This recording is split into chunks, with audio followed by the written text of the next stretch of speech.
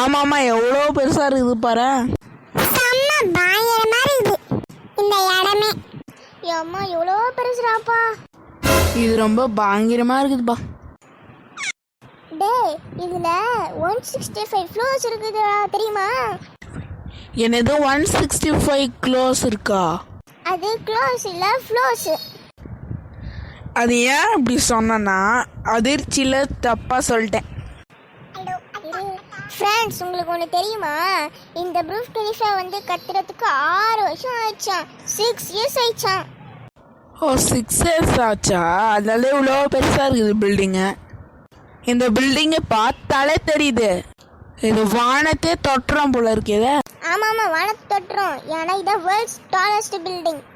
சரி வா, உள்ளே போய் பார்க்கலாம் எப்படி இருக்குதுன்னு. நான் சின்ன வயசுலேருந்தே இந்த இடத்துக்கு வரணும்னு நினச்சேன். ஒரு வழியாக வந்துட்டோம். Jolly jolly jolly jolly.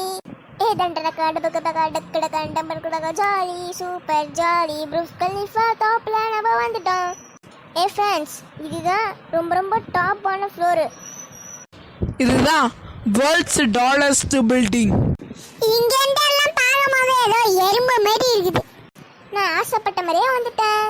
Dubai Burj கலிஃபாவுக்கு சின்ன வயசுலேருந்து நான் இந்த இடத்துக்கு வரணும்னு ஆசைப்பட்டேன். ஒரு வழியாக வந்துட்டேன்.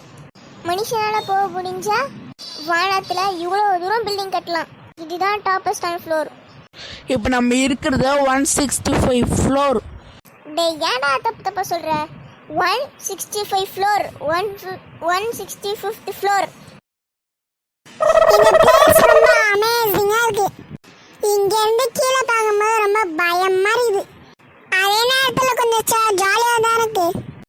இங்கேருந்து பார்க்க மட்டும் துபாய் மாரி தெரியுது. இங்கேருந்து கீழே பார்க்க மொத்த துபாயும் தெரியுது. ஆமாம், மொத்த துபாய் தான் தெரியுது. இந்த புர்ஜ் கலிஃபா உலகத்தில் மிகப்பெரிய மவுண்டனான மவுண்ட் எவரெஸ்டோட பெருசாம். ஓகே ஃப்ரெண்ட்ஸ், நாங்கள் வந்து துபாய்க்கு வந்து கிளம்பி வந்த ஒரு வீடியோ இருக்குது. அது டிஸ்கிரிப்ஷன் லிங்க் கொடுத்துருக்கோம். இந்த வீடியோ பார்த்தவங்க அந்த வீடியோ மறக்காமல் பார்த்துருங்க.